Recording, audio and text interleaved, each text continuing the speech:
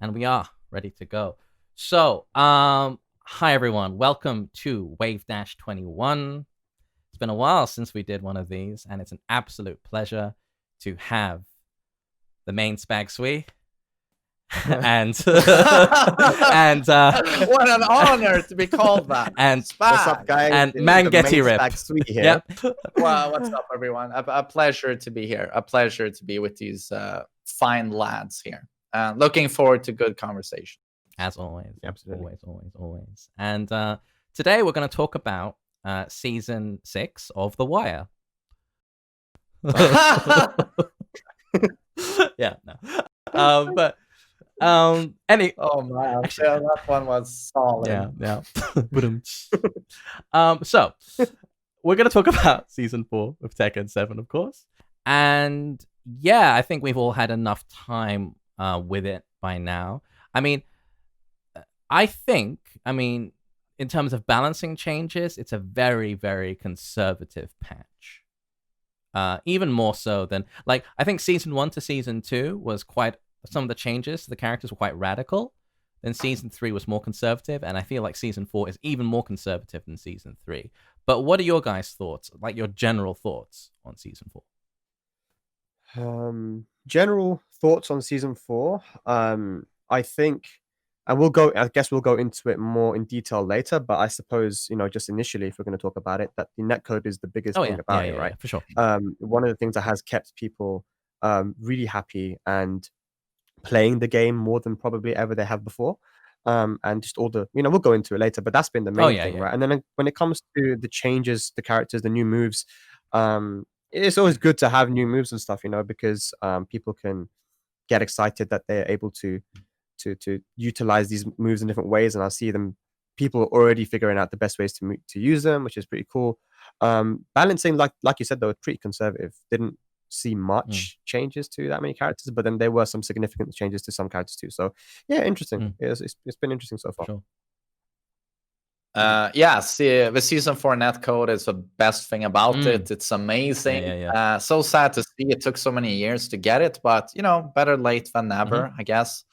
So that's the biggest thing about it. And balancing, I'm actually quite happy and optimistic with it. I feel like the gap between the strongest character and the weakest character got a little bit more narrower.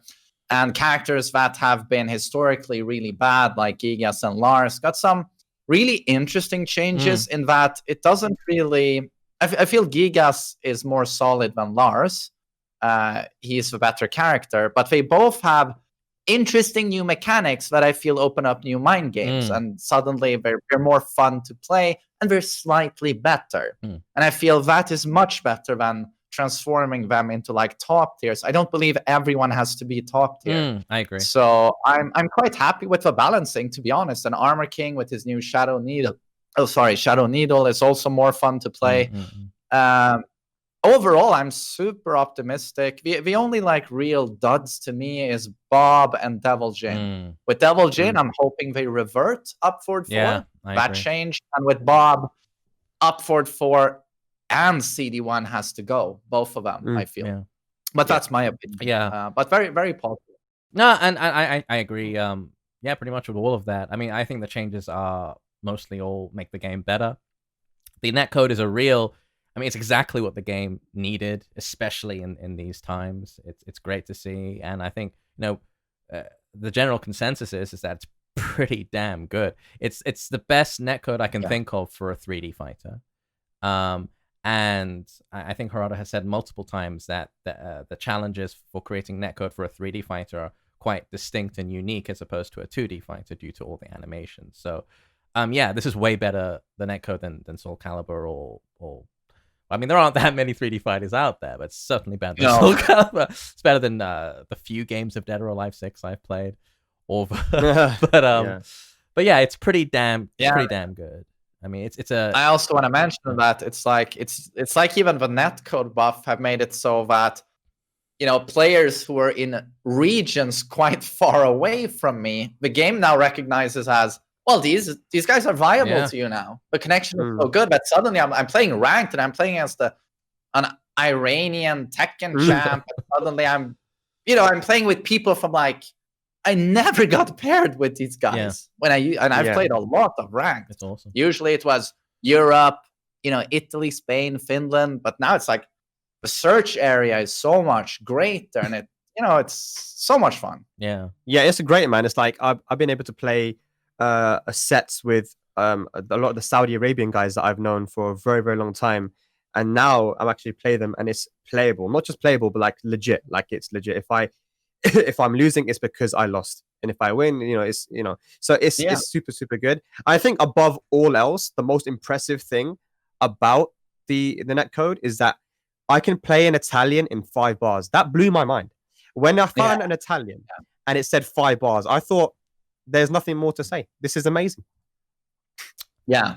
No, I saw the same, exact same thing. Also, historically, like Spain and Italy always have 3 bar, and now like 5. It's that's it. I didn't think they'd be able to do it, man. I didn't think they'd be able to do that, but they made Italians and Spanish 5 bars, and shout out to Bob and Namco Entertainment for that, man. That's pretty amazing.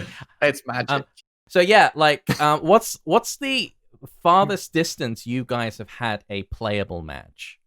Because I've heard, Spang, you played against people in New York, like UK to East Coast seems to be a thing now, or Europe to East Coast is apparently a thing. I played 75 games with Nashi. Nashi's from New Jersey. Oh, wow. One of the best Fang players in that region, and it was very playable. We played so much, and we wouldn't have played that much if it was not playable. If it was shit, we'd just be like, all right, GG's after like maybe 5 or something. But no, we played 75 games. I mean, we just got lost. We just kept playing, and that's one of the things that I've always wanted for such a long time is the bridge between USA and Europe to be just a bit closer, so that we could actually start playing again. East Coast to Europe, I feel like is very doable. The more you go out, the less playable it becomes. I tried to play Sonic Fox in, and it was kind of not too bad, not too good. I think both me and you, Adrian, we played against Rip, right? And it was playable-ish, right? But not the best. Yeah. No, West Coast remains 3 bar. It used to be 3 to 2 bar before, but now it's a pretty solid 3 bar, but still not very playable. But East Coast is great. Usually was 3 bars to me. Now it's 4 pretty much consistently. And there's not a whole lot of bad things to say. Still, for me, Asia remains pretty unplayable. South Korea, Australia, obviously, is just still a nightmare. But oh well. This is huge for the American scene, though, because it finally means East Coast and West Coast can. I wish we had an American guest on the show today, so they could tell us about their experience with it. But like, I've heard that East Coast to West Coast is now a thing, and it works out. It wasn't before, and I know this because some organizational stuff that we were doing. One of the biggest challenges for some stuff that we were planning was that East Coast or West Coast is not a good connection. I then made sure that I asked plenty of people, how is it now? Like, I didn't just ask one or two, I asked a lot of people, and they're like, all of them said it's good now, it's playable. So it's great for the American scene now, because I think they even did a Wednesday night fights with East Coast and West Coast players, which I think is pretty cool now. It's connected the United States a lot more now. And I heard that those guys in America, like West Coast, they can play Japanese players in like a decent connection. So that's pretty crazy too. Yeah, I mean, I've played against a friendly tree in Australia, and that was on the verge of playable. I mean, we could just about get our game plans out. And I also tried playing against Main Man on the other side of the world, and that was distinctly not playable. There are limits. You can't literally play someone across the other end of the world. But I think your range, your pool, your competitive pool is way bigger than it used to be. And and locals, like people in Japan, Korea, that's basically like offline. As close as it has been in recent memory. So it's great. It's great. Most important thing is that the people in your region, the connection will be good. If I'm getting 4 bars with someone who's down the road from me, or like if I'm playing someone from Belgium, and which is not too far away, France and Ireland or something, like that should be good. It should be playable. And I feel like in season 3 it just wasn't, like, a lot of the time, and it just put people off, even if they didn't mind the added volatility to Tekken that has kind of been added throughout the seasons, if they still like to play the game, which most of us do, they couldn't because of the connection. Now they can. That's the main thing, right? And so it's just been great all around. Yeah, definitely. Yeah, no, I think like resounding success on the netcode. I mean, they kind of nailed it. So yeah, great job. And I mean, it's kind of rare to get that 4 years. I mean, the game is actually like coming close to 6 years now. I mean, getting that at this stage in the game's lifespan. I mean, it did take a pandemic though. Yeah. A global pandemic. Yeah. Sometimes you got to adapt with the times, and I feel like this was one of those moments. It's not every day a global pandemic takes place, but in a way, if you want a silver lining, we got this new netcode, so it's pretty cool. Yeah, I mean, do you think this would have happened without COVID? Do you think they would have given us this netcode? I don't think so, because offline tournaments would have just, it would have distracted everyone, and they just would have been focused on that probably still, and just carrying on every year after year. But I don't think so. I think the pandemic definitely plays in, as you say, but I think this has been in the plans for a while. I think this ties a little bit into the frame data being released as well. I know it was something happening there with Season 3 where it started to sound like they were listening more to the fans, and especially with the criticism of Leroy and everything going on. And I just feel like the frame data was sort of an early indicator that we've loosened up, we're going to try and modernize product, and I think rollback netcode requests for that go back to the initial launch of the game in 2017, and I think that was another check mark for them. And I think they're also probably in production with Tekken 8, and they're trying to sort out the netcode for Tekken 8. So I think it all ties in. Yeah, for sure. Yeah, I think you're right. I think this probably was in the pipeline, but like COVID kind of lit a fire there, and they But I mean, like, they are certainly listening more to the community and understanding our needs a bit more. As you said, frame data was the big first, the first brick out of the Berlin Wall. Sharing. Exactly. But I mean, could would I like to see stuff like more detailed patch notes in the future? For sure, yeah. But it's great to see that progress is being made and we're being listened to, and I'm very, very grateful. I think we should all be. Yeah, that's the main thing, isn't it? Like, that when you have a concern that it's being listened to, because that conference they did, Harada and Makamori, when they did that conference and that stream where they basically addressed every issue that people spoke about. Like, oh yeah, you guys told us this, you guys told us that. And you said you were also concerned about this, and we've heard you, and we're gonna try to fix these things. And even if I'm not saying they haven't fixed those issues, but even if they weren't going to do it the right way, you can at least take comfort in the fact that they are trying or have at least heard you, right? Which I don't think is the case for a lot of different games and developers. They don't do that. They don't communicate with their fans and their patrons and players as much as those guys do. So I mean, I'm very, very grateful. I feel like we should be for that anyway. For sure. Yeah, I think when it comes to especially like Japanese fighting games, I think Tekken's pretty much number one in this respect now. I mean, chat, like, let me know if I'm forgetting something really big here. But I feel like things with the dialogue between developers and community has improved quite a bit recently, and I think there are still steps that can be taken, but good shit, really good stuff. Thank you very much. We're very, very grateful. Absolutely.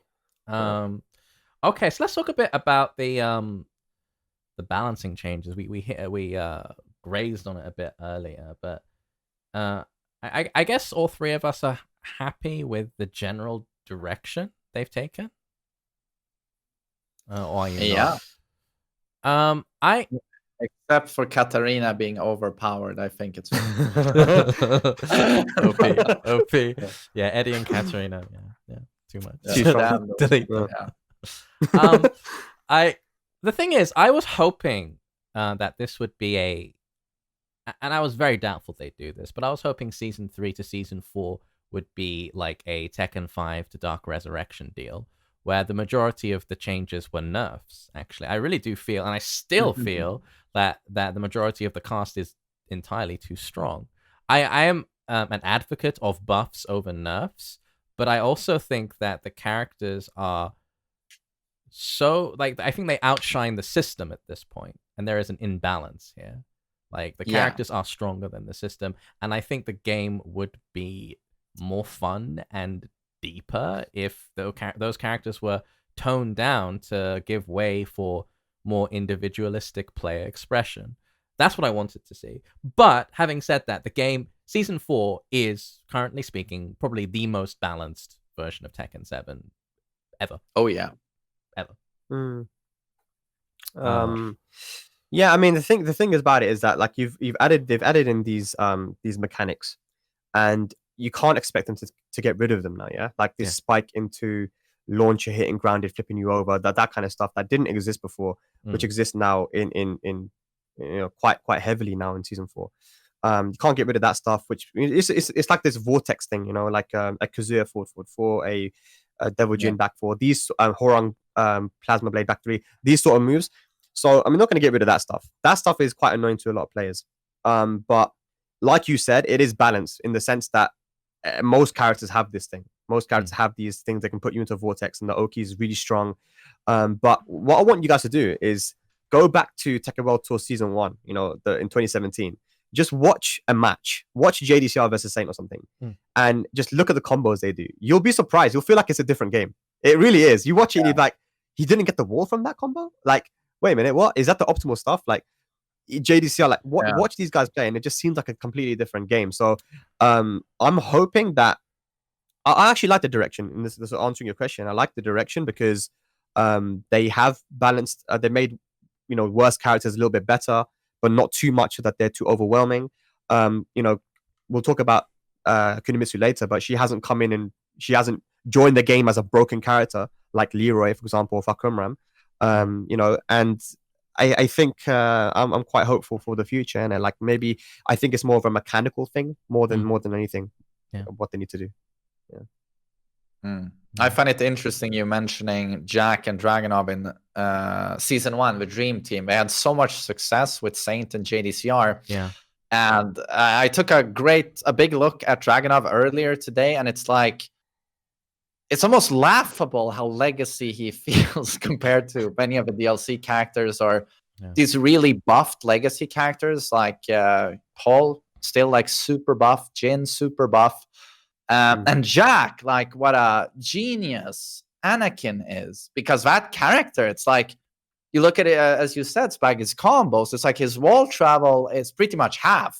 In Season 1, you would be amazed seeing some of Jack's wall travel and, the wall combo, back 3-2, shoulder. You were like, oh, that hits really hard. But these days, it's like, it's a joke in comparison. Yeah. And it's no wonder certain characters are just falling off, because certain characters are just like bound to a rocket up to the sky. It's like, and with the nerfs to Geese and Paul, Jin, some players writing me like, oh, they're dead.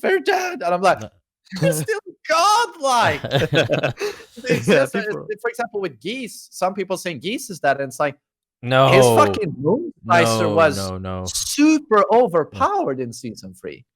Should never have been like that.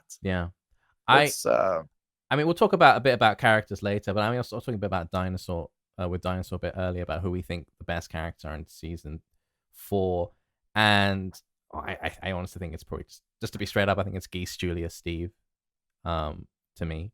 But we'll get to that a bit later. I mean, a lot of people in the chat are saying that Season 1 was the most balanced. And, if we were still playing Season 1, the game would be the Kazumi and Geese show. Like unquestionably. I think Dragunov and Jack would have fallen off a bit. In Season 1 as well. Yeah. We just didn't know. That's the thing. But he's a god in Season 1. Like, we didn't know. Kazumi was super strong as well. Or he built in Season 1. It's like, no. You're looking. I think people are looking back on Season 1 with rose-tinted glasses, and the game was relatively still quite new then. Like we've explored this game so much in the past 3 years. We've it's the first Tekken that's really kind of been released in when social media, in the social media age, really, and that just accelerates the rate at which we discover new tech. So the flaws of the game at season 4 are that much more obvious than because we've discovered more about the game as time has gone on. But it's like just you can see we're talking about the direction, right? So they gave Jin that new laser scraper thing, where it kind of it flips you over at the wall. So that's their new combo. That just shows to me again that they're trying to one thing that they want to do is make everybody's Oki a lot better. So if you have this flip over mechanic, you have to tech roll or stay on the floor, and it puts you into 50-50 after they gave Jin that crazy new wall carry in season 3. So you're most likely going to find a combo, and Jin's combos haven't historically been the best anyway, right? But they've added that in. Then his combo at the wall was already good with the Danbak 2 string, but they added in this new one where it flips you over, and now you got to take a mix up again. So that I feel like they really want to make this a explosive game just by looking at that, because that's something they added in season 4. Gave him wall carry season 3. Season 4, they're giving him the new flip over move for added Oki. So yeah, I feel like they want it. I don't know. We're in a situation right now where it's kind of like one combo, wall carry. Like Kunimitwo's wall carry, folks. Like so many characters have wall carry now, and if you have flip over Oki as well, then you're gonna. I don't know. It's tough. Yeah, the trend. I mean, we've talked about this on a bunch of episodes in the past, but the trend, it's not just in Tekken, it's in a lot of fighting games, that the trend towards more explosive, exciting, come back in a package kind of gameplay. And I guess it makes for more exciting streams, maybe. I think it's a bit forced and a bit artificial. I don't know. I guess it's about opinion, isn't it? Because at the end of the day, even if you're Korean or Pakistani, it doesn't matter. If you get hit by that wall combo by Jin. I'm not just singling out Jin. I'm talking about any character that has that sort of thing. I mean, you got to take the mix up again, which I suppose is gonna allow for lesser skilled players to get wins over the stronger players. Because we don't have to talk about Tekken Tag 2 where JDCR just bodied everyone. Utilizing that sidestep block system and just being amazing at the game. I personally think JDCR could still be the best player in the world if he played more seriously like he used to. But the guys, I'm not trying to discount him, but it's super, super crazy how in Tag 2, whenever he was in a tournament, you just knew he was going to win.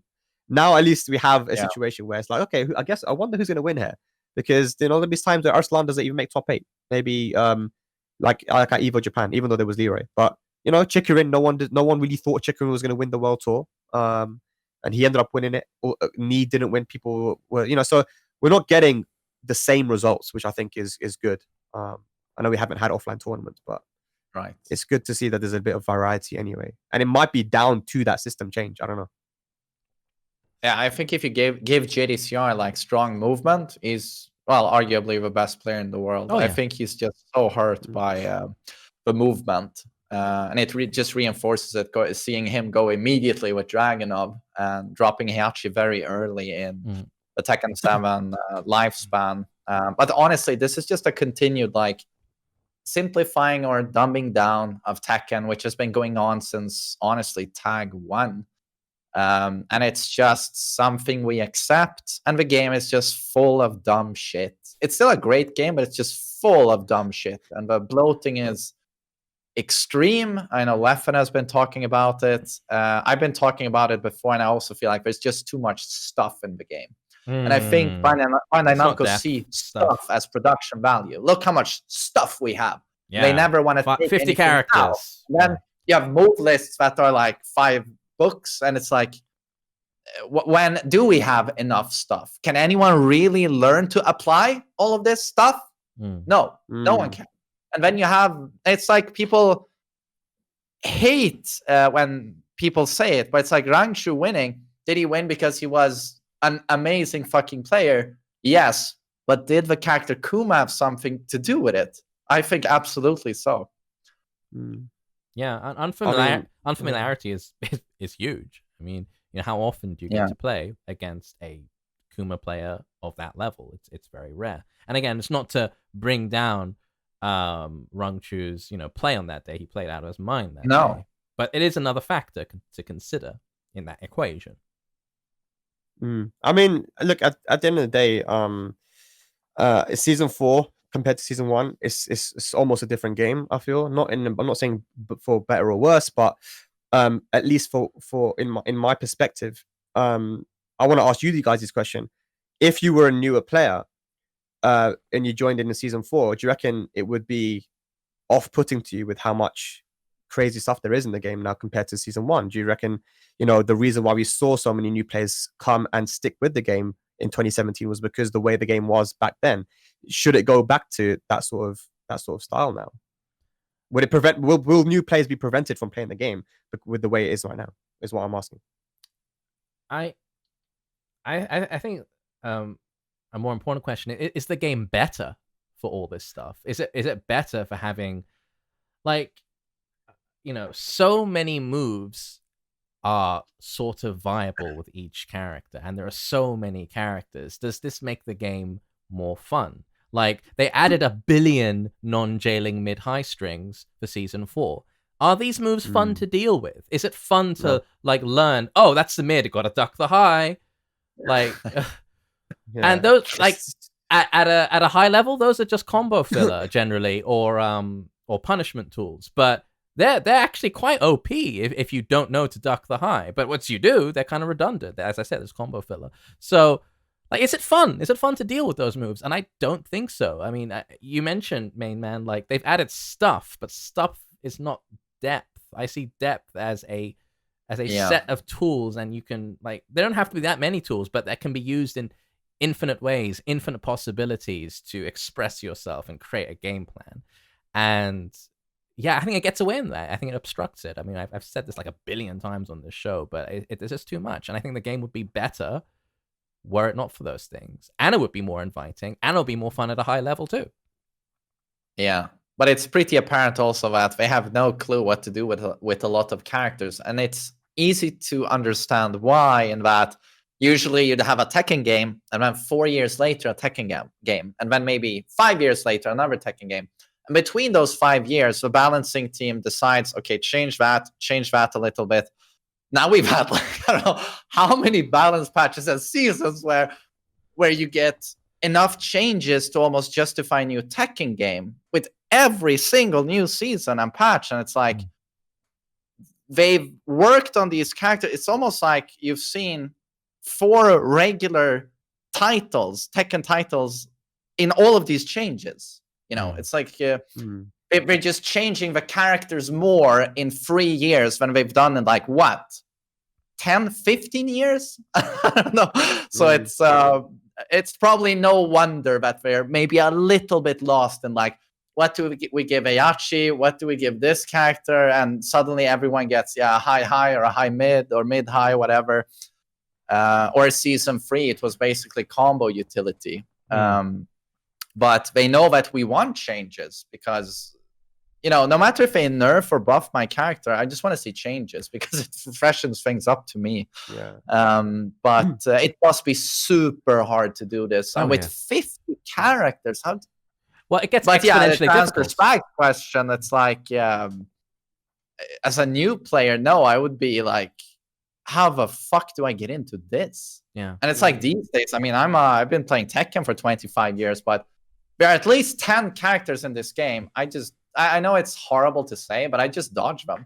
If I run into, like, Chloe in ranked, I'm like, you don't exist to me. And I fight once and then I leave because it's like, I'm just not interested. There's too many other characters to prioritize. And I'm not a competitive player, so that puts me in a different position. But yeah, it's too much. Yeah.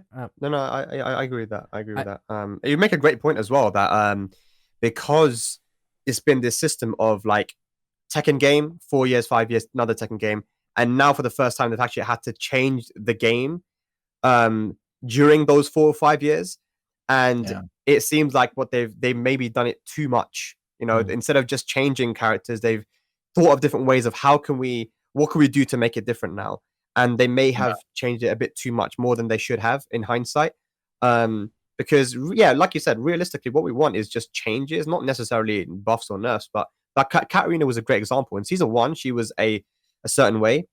And in season 2, she did get buffed, but she was changed a lot more than she was buffed. Like, you had to play her completely different. I spoke to Grolanda about this, and when the changes happened in season 2, and they nerfed a lot of things, but they changed her so much. So now you had to like prioritize using forward 2 as a whiff punisher instead of hop kick. And other certain things as well. You couldn't use a full crack mix up as you could before. More reliance on the Harrier stance. That's just that character. I think they did a good job with changing her, making her, making you play her in a different way. But yeah, I think instead of just like giving nerfs and buffs, try to figure out a way. And it's not easy. Like you said, it's not easy, but figure out ways that you could just, prioritize. Maybe like if you're playing Lars, this stance has become really good now. We have to use this stance more instead of that stance. Or, this full clutch mix-up's a lot better now. So this character is a lot more dependent on full clutch mix-ups instead of her, or his standing poking. So it's just stuff like that, which I think would be better. There's a really interesting comment, actually, which is the meta always dulls out and changes at higher level of gameplay because optimization supersedes variety. So, and I think that's very true to an extent. But also, I feel that like in previous Tekken games, there was a greater variety of play styles at high level. I feel like Tekken 7 has become sort of like the down forward 1 show, and the big reason for that is because movement is just not consistent, reliable, very strong in this game. So ultimately, the brawler characters win this. Like the characters that can get in your face and lock you down and control the momentum of a game, of a match with just down forward 1s and pokes and like good jabs. Like there's always the characters that do well. So like again, like I feel like, and this is going back to the Mishimas. Like they've done so much to the Mishimas to make them viable in the system, right? But I still don't think they're gonna win tournaments. That's the thing. It's so sorry. I hope I'm not interrupting you, but it was so interesting playing. I played Tag 2 this weekend with some friends, and I'm playing Kazuya. And when you look at his tools on paper, you're like, oh, Tekken 7 Kazuya kills this Kazuya. I mean, my God, the tools on Tekken 7 Kazuya, his frames, his damage, his combos. Oh my God, there's no comparison. But if you just miss the fundamental distinction that Tag 2 Kazuya exists in an environment that just suits his game plan so much more. He has stronger movement. Yes. And stronger movement is just that much more deadlier for his character archetype than just buffing 10 moves over and over and over. It's like he doesn't need that. Just give him killer movement and the character's top tier by default. And it's so interesting just looking at the different environments of Tag 2 and what it does for Armor King inside of the Tag 2 world. He's a god. Yes. Take him outside of that world into Tekken 7. He has buffed frames, buffed reach, buffed this, buffed this. It still doesn't work because his archetype requires movement. I find it super interesting. What they've done with Mishimas from like season 1, or even 7.0 up until season 4, it's like they've given them really oppressive Okizeme. They've given them better lows. They've made their Godfist track better. They've reduced the whiff recovery. They've made them stronger characters in every way, but they're still not as good as they were relative to the other characters compared to Tag 2. And that's just because their whole game plan is about movement, baiting whiffs, whiff punishing, and you can't do that as well.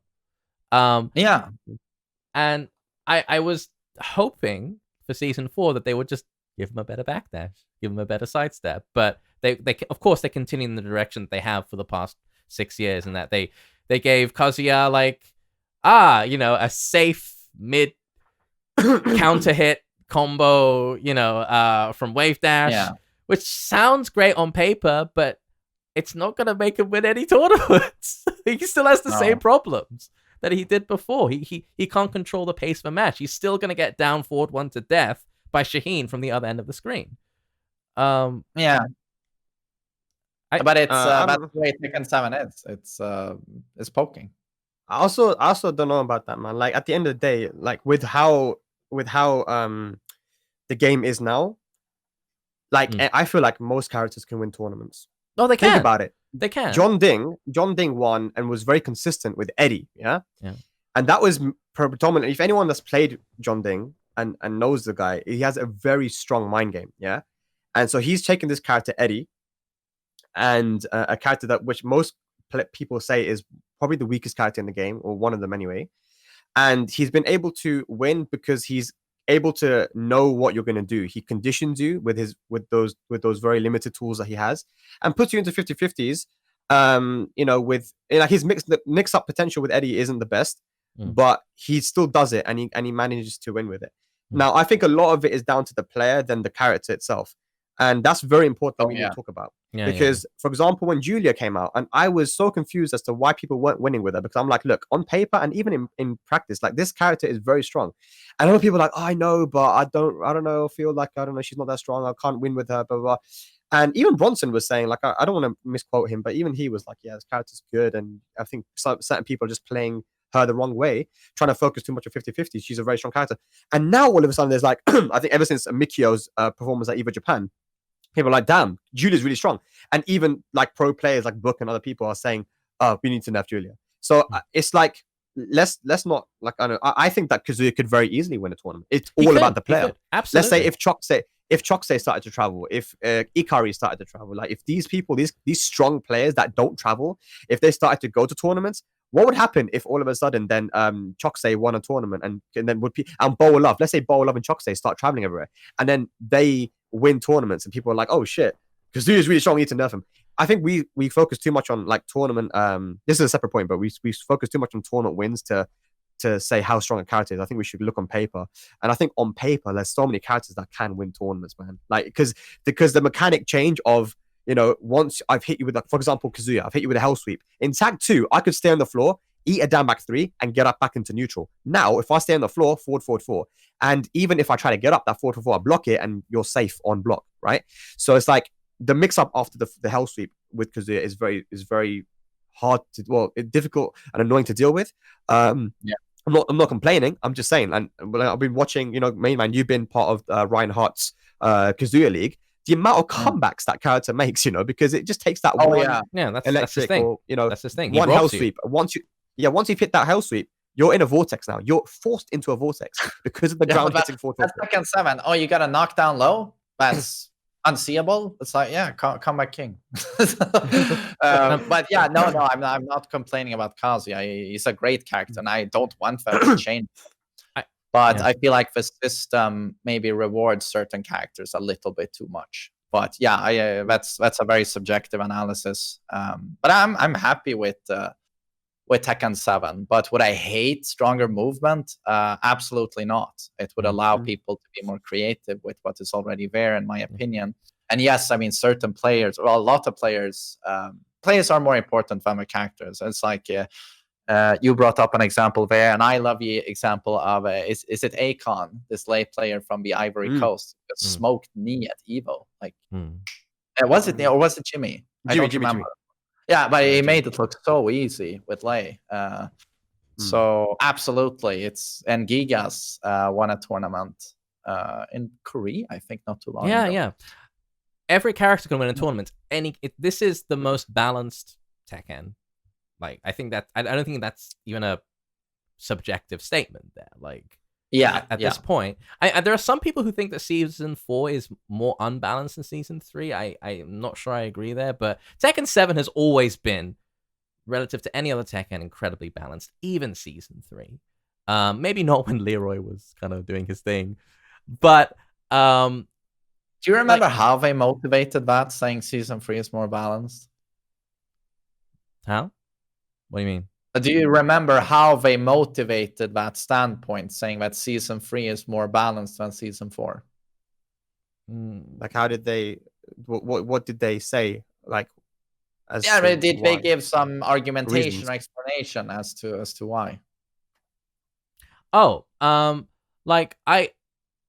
Similar reason to Season 4. I mean, at the beginning of Season 3, the stronger characters were made weaker, and the weaker characters were made stronger. Then Leroy came out, and then, oh dear, and then Fahkumram came out, and he kind of dominated the scene as well. But I think Season 3, at the beginning of its life, was, again, objectively the most balanced Tekken we've ever had.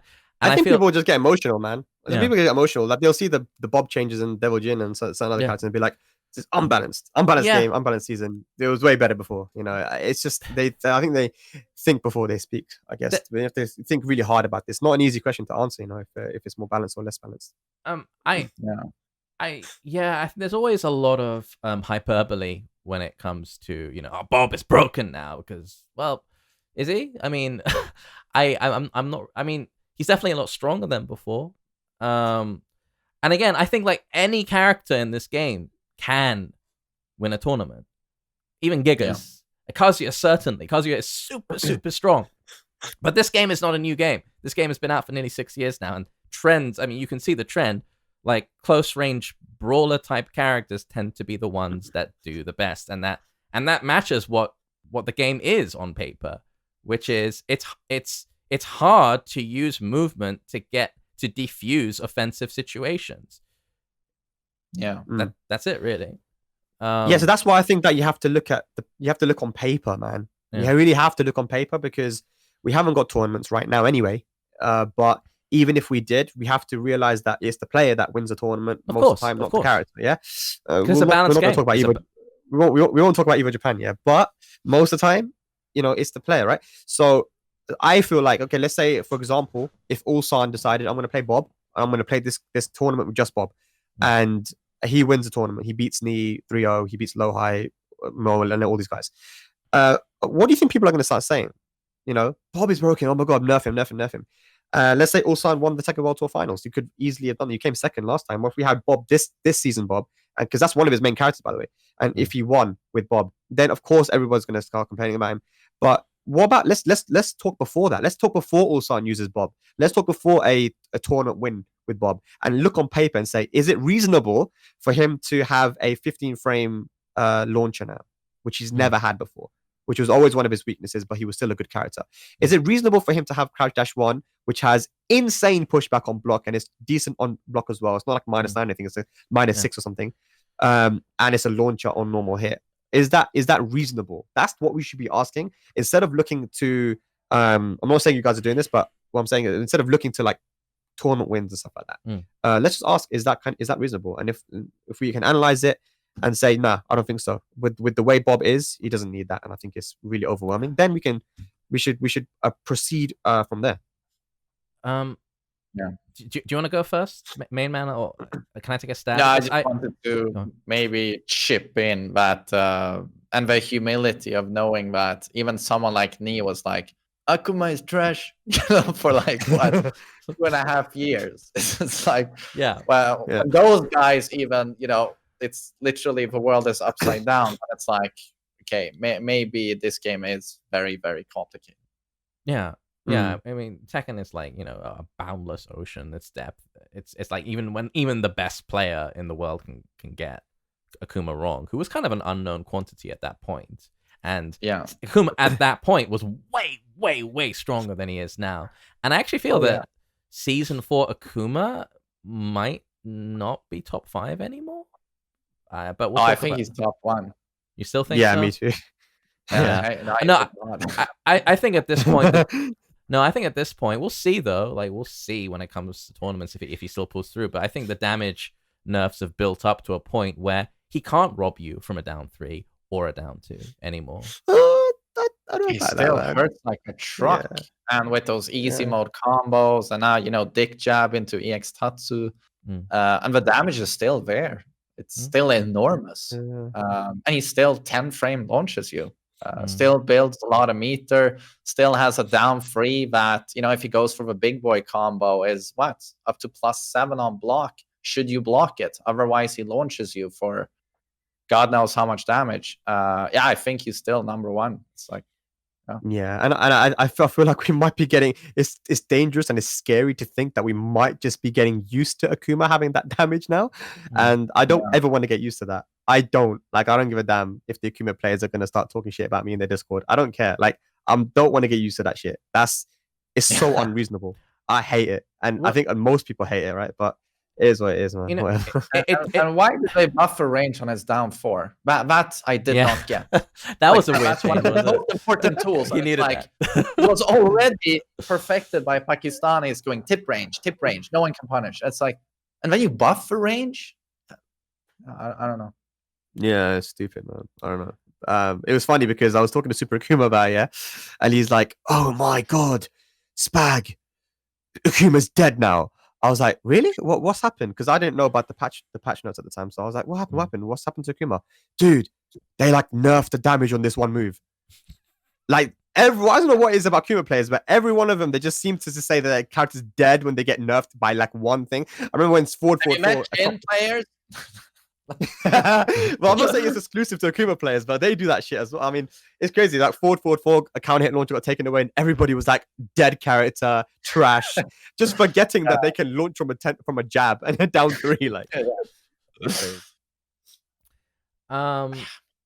but yeah, like on the topic of Bob, about his up forward 4, I think he's a less interesting character for it, and they really.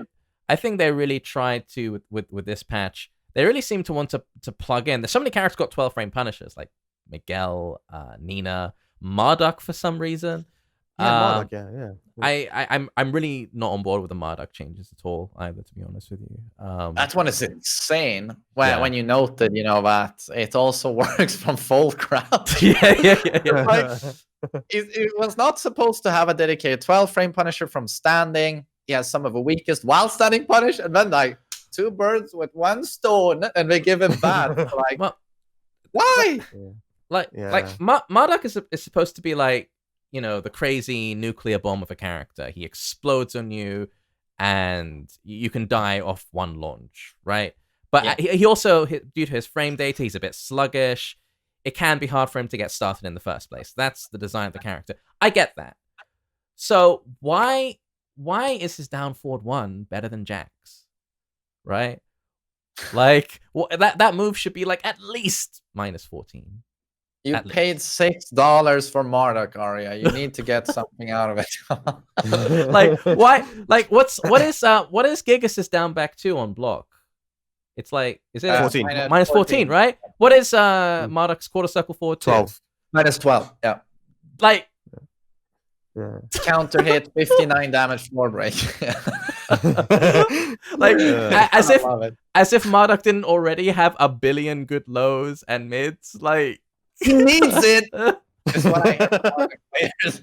He needs it. It's like, okay, really? That rage drive? He needs it. I think Marduk is an insanely strong tournament character. He's a real dark horse of a character. He's up there. I think if we're talking about first to 2, Marduk is easily top 10. I think easily. He's a thief, man. He can rob you, man. I've seen some robberies, especially that rage drive, man. If you do a combo into the rage drive and all the unscaled damage afterwards, if you guess correctly on the man, it's just crazy what that character can do. And the down forward 1, like the launcher in tag 2, it used to track to his weak side. So there was like a mix up. I remember I used to love playing against Marduk because it was like the mind game of, all right, this is his weak side. But if I step to the weak side, then he can always down forward 1 me and launch me for it. And that will be his hard read on my sidestep in it. But in this game, it's like homing. You can't step it. So no matter what you do, down forward 1 will hit you. And it's just one of those things which, again, in Tekken 7, which kind of just stops you from wanting to sidestep. This is a 3D game. This shouldn't really be. It's like when they added homing hell sweeps. It was like, come on, man, you're just preventing me from playing 3D. If you wanted to make it a 2D game, make it a 2D game. But like, I want to be able to sidewalk and utilize this. But when you're able to throw out down forward 1s and do shitloads of damage if I sidestep, it's not the nicest, man. Oh yeah, and did it get changed to 15 frames? Yeah, so in Tekken 7 they made it 15 now. It used to be 16. Yeah. Like that. It was.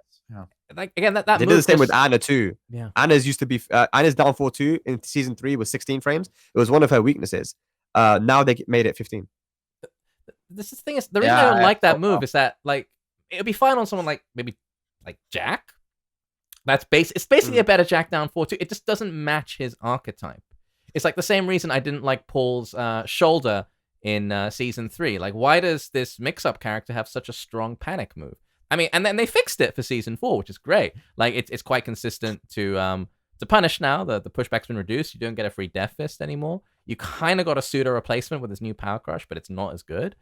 But like moves like that still stand out. Like, how does this serve the character? How does this serve the character's identity?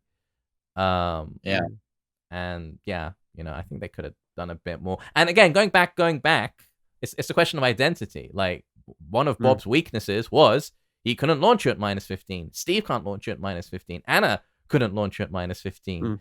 Now, well, 2 of them can. Steve still can't, and I'm glad he can't. Yeah.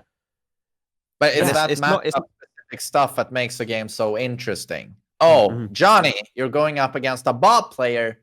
Do remember, you know, golden rule in this matchup.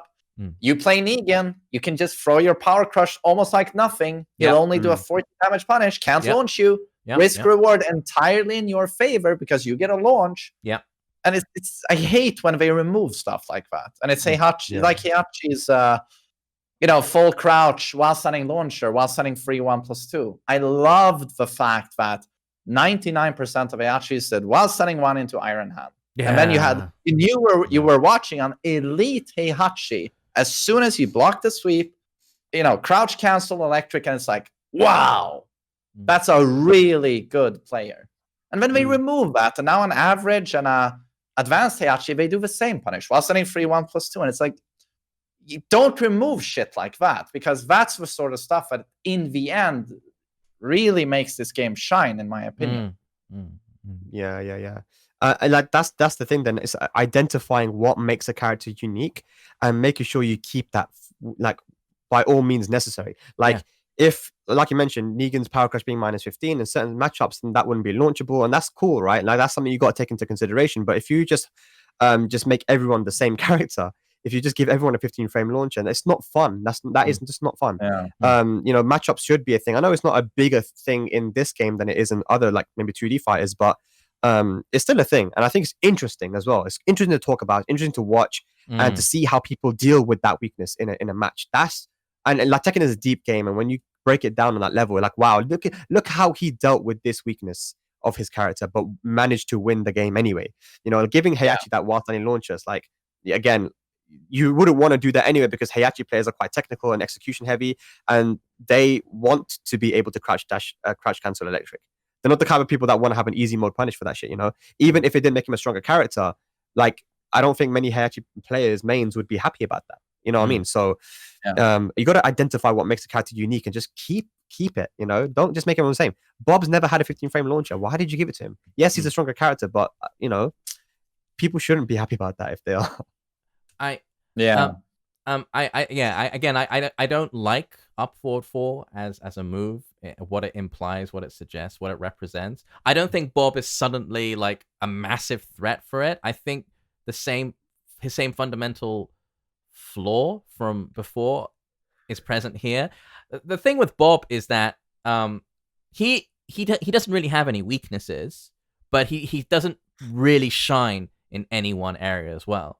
In an infight, when it comes to a brawl, he gets out punched and out down forward 1 by, you know, the usual suspects. When it comes to a spacing match, he's still not quite as good as Mishimas. He's the 4 out of 5 on everything character. Like A+ is on everything, I mean, not S at anything.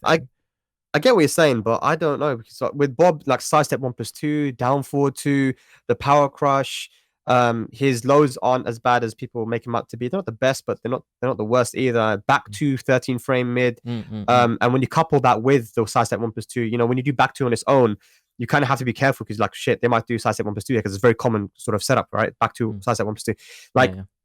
She has a lot of moves that can body you in a close range, and his jab is super good as well. No, his jab's always been really good.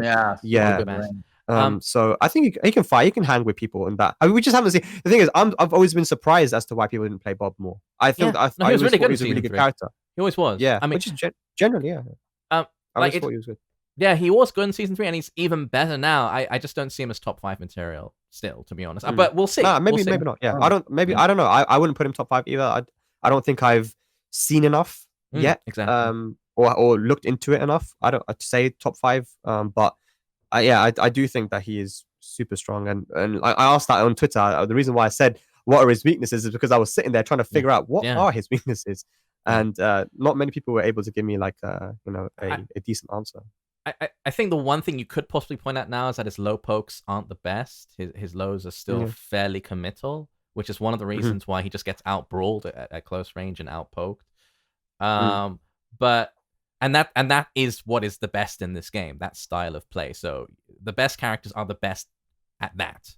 But yeah, like, he's really strong. He was strong before, and he's even better now. So yeah, go Bob. Like, I think the majority of balancing changes I'm on board with, and actually I think up forward 4 is an outlier here, Bob's up forward 4, because the idea when it comes to most other characters was consolidating strengths and weaknesses. That's the sense I really got. It seems like they were quite careful not to fill in a character's weaknesses. Again, Bob is the exception here. Like, just looking at my own character, Steve, they made his punishment a bit weaker. They made his lows, which were already not particularly scary, a bit weaker. Not massively. I still think he's super, super good. But again, with Kazuya, they didn't give him a down forward one, and they made what he was good at even better. But he didn't used to be that good at shutting down sidestepping. So that's a little bit like filling in a hole there. But, it's not too over the top. It's not in a game-breaking way. It does set up a 50-50, so it goes in line with the identity, but still it's a very, very strong tool to shut down people stepping you towards the left, which is like the go-to thing against that character. But I find the stuff with Heihachi a bit more troublesome, like the while standing free 1+2, making it even easier. I don't like at all. I mean, it's great for Heihachi players getting buffed hell sweeps. This is the second time they buffed the hell sweep. The multiple low sweeps were made safer, and then the while standing 4/4 is now not launch punishable anymore from hell sweep, right? Yeah, everyone I've spoken to about Heihachi just not been happy with the buffs. Like, he's been given buffs and stuff, and just they're like, "Oh man, this is ridiculous." I was talking to Joker; he's a really good Heihachi player, and his 4/4 is crazy now. Like, he's like, "Oh, this is stupid. What are they doing to these Mishimas, man?" So you know there's a problem when the people that main the character are complaining about buffs. That's when you know there's an issue. Yeah. They're doing everything they can except for giving them movement, basically. Yeah, like literally everything possible. Is that all? If you were to be given the movement, would you be happy with Heihachi as he is now? Would you play him a lot more, or would you still think that maybe his lows could be a bit better? Like, what would you do if with Heihachi? God, what would you do with Heihachi? I find the most interesting thing to do with him would be Season 2 Heihachi was really good in my opinion, because everyone didn't have crazy combos back then. He got the buff. He got the new combo CD4/4 1+2. And his damage was actually stood out quite a bit over the average. He stood out in that department. So he was like, he doesn't have a lows, but he has a launching parry. He has the electric that now suddenly tracks. If he launches you, he really gets rewarded. And then comes Season 3 and everyone matches him and goes beyond. And it's like, not as interesting anymore. And with the new wall-standing launcher. So I would make him a little bit more hardcore again, remove the wall-standing launcher, and I would give Heihachi insane damage. Like, insane damage. I don't think it would make him broken, because he would be so flawed still with the lows. So that's probably what I would do. Just reinforce damage and frames and oppressive mids, basically. Yeah. I think that's one thing that really needs to change. If we're going to identify something, is there's no reason why a character that requires no execution and has crushing moves that will do it full wall carry into bare damage. Like, I'll be very, very happy if like a character that like Heihachi that requires the execution. Like, I play Joker a lot, and like Heihachi does damage in it, but I'm never angry at the damage. I never say that's stupid, that's dumb, because it's not easy to get that damage. It's not easy. I'm not trying to be a fanboy of the Mishimas or anything, but no, with Heihachi it is a little bit hard to to get the same damage compared to other characters. You know what I'm saying? Like if I do a Katarina hop kick and I take you to the wall and I get like 60%, and it's easy. I'm always gonna find the wall if I'm Katarina. They buffed her wall carry. So it's like, okay, what I didn't take any, it took nothing from me to do that. But yeah, I think if you just reduce damage overall and make damage a thing which gives a character identity again. Because right now, everybody has that damage. Let's make that a thing which is unique to certain characters. Like, okay, Lee has the crazy wall carry, Nina, and the Mishimas have this big damage as well. But damage should be also something that identifies a character. Yeah, and I agree. I and they could do a lot to actually differentiate between characters there.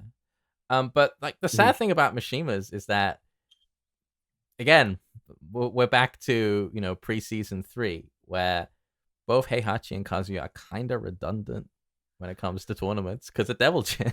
Like season 3 was the closest. Look, Devil Jin's always been the tournament Mishima. He's always been the best one. But in season 3, it was the closest they've ever been. Like there were actual reasons to pick Kazuya because he has the best Wavedash mix. Like there was a reason to pick Heihachi because he had the most oppressive, clearly, like plus frames and lockdown. But Devil Jin, again, like they gave him his up forward 4. They filled in that one weakness which they gave him in season 3, which was the power mids. So like I don't know. I just feel is there a reason? Yeah, I know there's a couple of Kazuya players that have moved over to Devil Jin now. Yeah, like, why wouldn't you? Why wouldn't you? Like a down forward 1 is so important in this game, and he has one, and he has the hell sweep, and his hell sweep is better, and he can get free damage after a counter hit down back 2 for some reason, like a rage art. Like what? I still don't think he's gonna he's suddenly OP or anything. I still don't think he's gonna win all that many tournaments. He will win more tournaments than before, but he's still a hard character to use. But again with Devil Jin though, it's like with tournaments, it all depends on if Kudans is going to start traveling again. You know what I mean? If he's going to start to go, because again it comes down to the player. But I've been seeing definitely a lot more Devil Jins around in the few weeks we've had season 4. It's insane, man. Yeah. I mean, just to go over what they did to him, they gave him his tag 2 hell sweep alongside his comboing hell sweep from that he's in second 7. So at the wall, his tag 2 hell sweep is terrifying. Along with that, they gave him the new move, which is back forward 2-3, which is again terrifying. His war game is way better. His power mids are better. His poking's better. That made it greatly also buffs his comeback potential should the timer be running out. Those hell sweeps with 38 damage, it takes half a second. It really adds up very quickly. And the down back 2 buff is like out of left field. Oh my gosh, what the fuck? And then the up for 4, I'm like hoping we're going to revert it, because what I think they were going for was we reduce the distance, but back 4 is not guaranteed. I'm hoping this is a mistake, that they thought it wasn't guaranteed. So I'm hoping we're going to increase that distance with an upcoming patch, because he doesn't need it. Correct me if I'm wrong, but regarding the up forward 4, is that the back 4 is always guaranteed, but like if you're if you do like a micro dash, you can get the pancake flip back to the crazy Oki that he had in season 1 and season 2.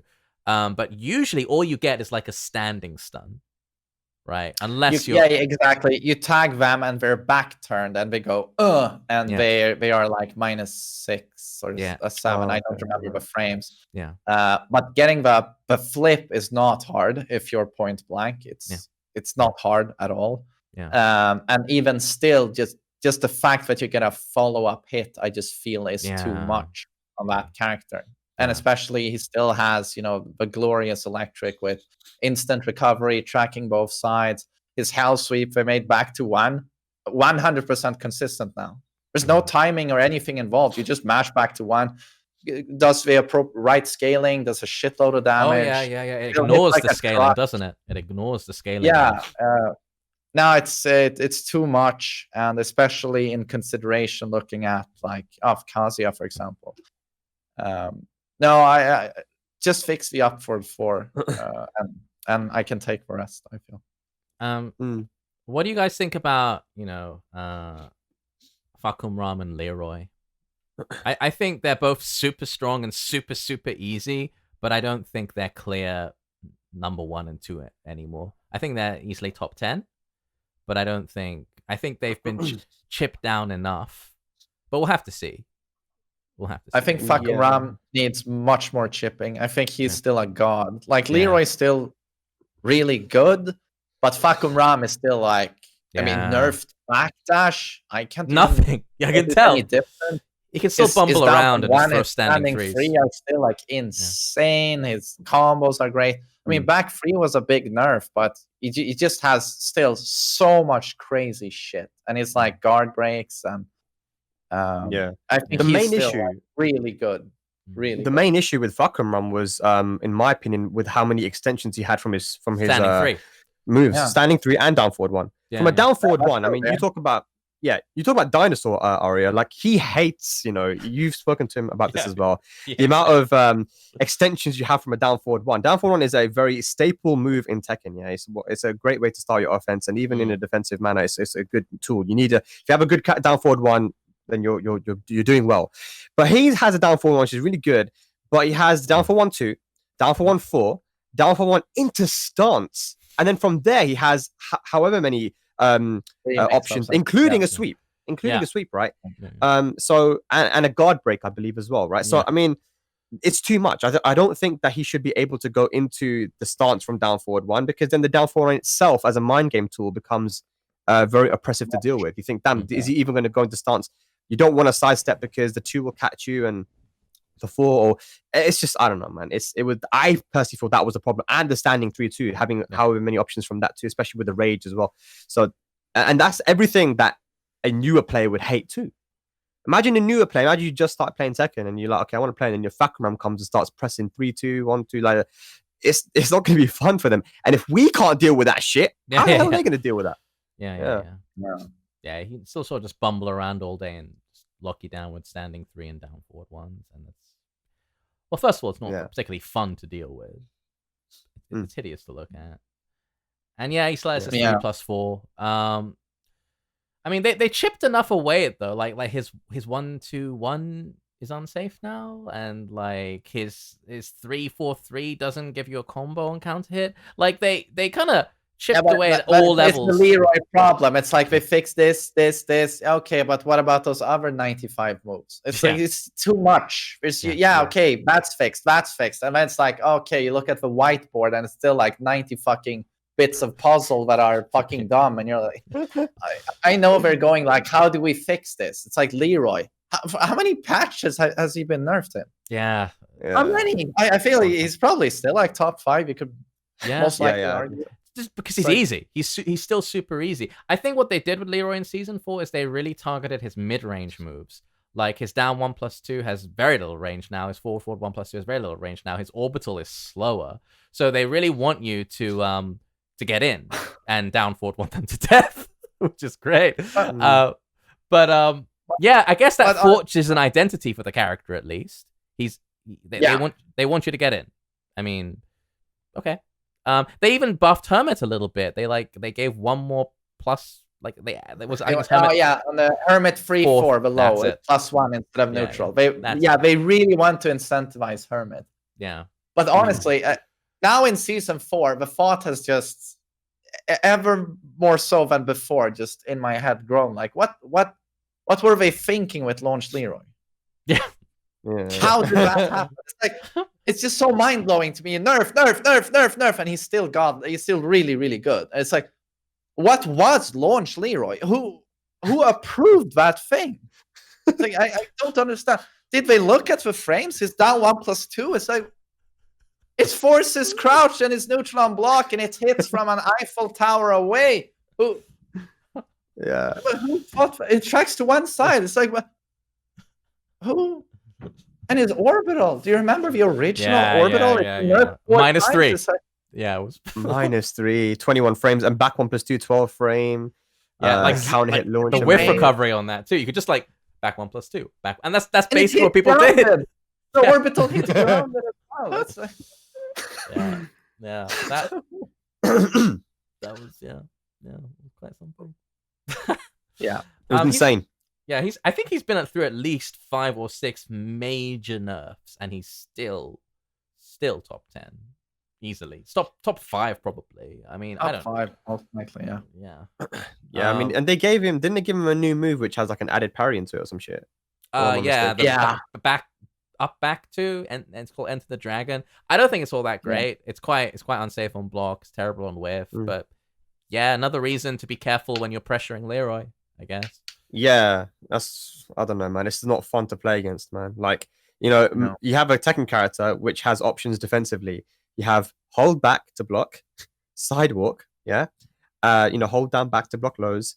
Leroy can just be, he has back two and he has parry, as well. And he has these moves which have, parries built into them. I just feel like I feel like, and people might disagree, that it's actually quite damaging for someone. Let's say if you're new to Tekken and you decided to pick up Leroy to learn the game, that would be damaging for you.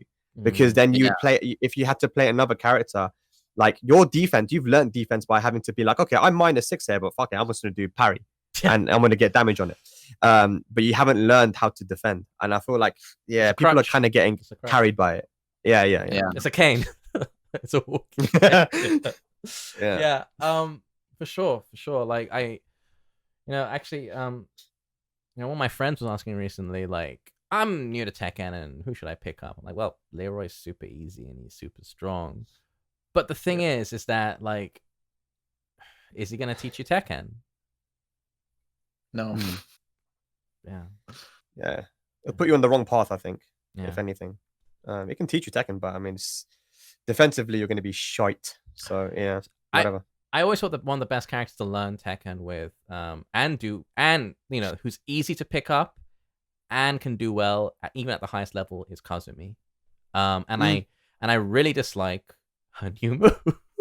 Because I like, look, it's great on paper, but I actually tried to play her the other day, and I kept getting it by accident every time I tried to run in and do a dash jab. And like, that character is like 5 moves. You're either jabbing or down forward one, occasionally a down back 4. Like, the character is 3D fighter fundamentals condensed. So you should have easy, intuitive access to those tools. Like, most prominently the jab, that the character's all about jabs. And now you can't do them. Like, even in combos as well. Like I find her really annoying to play now, and I'm probably not going to use her anymore. I had a pocket cousin. Oh man, Kazumi is my most used character in Tekken 7. I've used people might not know. I actually use her more than any other character. I love playing her. I think she's so fun. I love watching Kazumi's as well. And I'm so upset that I don't want to play her anymore, because it might sound like I'm over exaggerating, but I'm not. Like, it's so annoying because if I'm trying to do dash jab in my combos, I get running 1. If I try to whiff punish people by doing dash into jab 1-1-2, I'll get running 1. And running 1 itself anyway, it's +7 on block. It's a high. You can sidestep it, and it pushes you so far back that really, unless you're at the wall, you're not going to get any major pressure with it. It's budget electric. That's basically what it is. So like me and Bilal tested it, and it's like, okay, your down forward 1 whiffs, your lows are going to whiff. Let's try back 2. Back 2 is the only thing that can really, you can do stuff after the running 1. So it's not even that good when you think about the plus frames, because of the pushback. There's a lot of pushback on that, And I guess even if you do like a backdash, then maybe other things will whiff as well, after running 1. So it's only at the wall where it's really kind of dangerous. But yeah, I mean, it's not a bad move, but I hate the input, because it ruins you being able to do dash jabs. So maybe if they change the input for that, I don't know if it was intended, but it's really annoying. And I even your tweet, Ra, that you tweet, I quote tweeted it, and then even Arslan was like, "Yeah, I agree." So even he's saying, "Yeah, I don't like that change." Well, when the best Kazumi player in the world doesn't like it either, it just like, that character was designed around ease of use, and like, she's intuitive, and you can.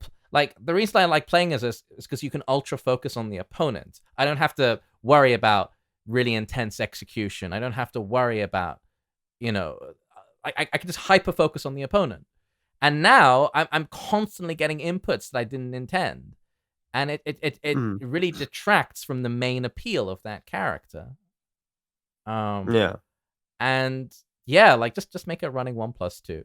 Like, please. It really like ruins the character. I think that is the single worst addition or change or whatever in Tekken 7 because it kind of murders her. Damn. That is that what you're saying? Yeah, that's really no, because that's a claim, but no, really, like on paper it seems great. On paper it seems great, but I just do not want to play this character anymore because of I agree. Yeah, I don't want to either. I hope they change that. I really hope. Please change it, man. Yeah. Like, I don't even mind the down back 4 nerf. I don't mind the fact that they made it like the same on hit and counter hit because it's I don't care about that shit. I don't care that back 2 got nerfed. I don't care about any. Just change that one. You know what I mean? So I can just do my combos again. It's not a deep one, innit? I'm not trying to say like, it wouldn't make the character like stronger. Yeah. It just brings back what Kazumi's all about. So yeah, that's it. Yeah. Okay. So I mean, I think we're on the topic of like some of the best and worst balancing changes. Is there anything particularly egregious that anyone wants to kind of bring up or point out? Or Julia didn't get nerfed. Yeah, like can you imagine someone looked at her wall bounce and they like, yeah, this needs more recovery, and they pushed it all the way up to -9. Yeah. Really? Oh, really? Fucking Julia, man. She got away with it. Away with it, man. I committed murder and got away with it. I think Julia, like Geese, Julia, Steve are the 3 characters that kind of got away with murder the most in season 4. Zafina. I'm gonna be honest with you, man. Zafina got away with murder too. She has not been changed at all. Yeah. She's, if anything, they buffed her. Actually, they left the damage on some of her moves, but they gave her like more transitions now. Too, and one of her main weaknesses was that in Mantis, if you get hit by down 3, if you sidewalk, you beat all the mids, and if you low parry, you beat the lows. So the mix-up is in your favor after you get hit by down 3. Yeah. Now they gave a homing mid in Mantis. So even if you try to sidewalk now, boom, you're gonna get hit by the mid, and then they buffed her Tarantula as well. So she's in Tarantula after that mid, and you've got to take another mix-up. So yeah, they actually buffed her. If anything, it's crazy, man. Yeah. I also think Eddie could have received maybe some more buffs. Would have been nice. Yeah, that would have been nice, but I've kind of given up on asking for it because they clearly don't want him to be, a strong character, or he's one of them characters like Gigas maybe that they think if they make him decent, that he might just be too overwhelming for people. I mean, we know in Tekken Tag 2 how he was disgusting in that game. Penance for tattoo back on 4 on your left for life. Back one for life. Yeah, definitely, man. That move was ridiculous, man. But what they did is they gave him a new wall combo. That's it. So they basically he is now a season 2 or season 1 character. They basically just gave him shit they should have. Yeah. So it is what it is, man. But I'm not going to get too worked up about it. I'll just play Zafina or some shit. I talked to Dino yesterday, and he absolutely hates the hatchet kick buff for Brian, because he thinks that's too much.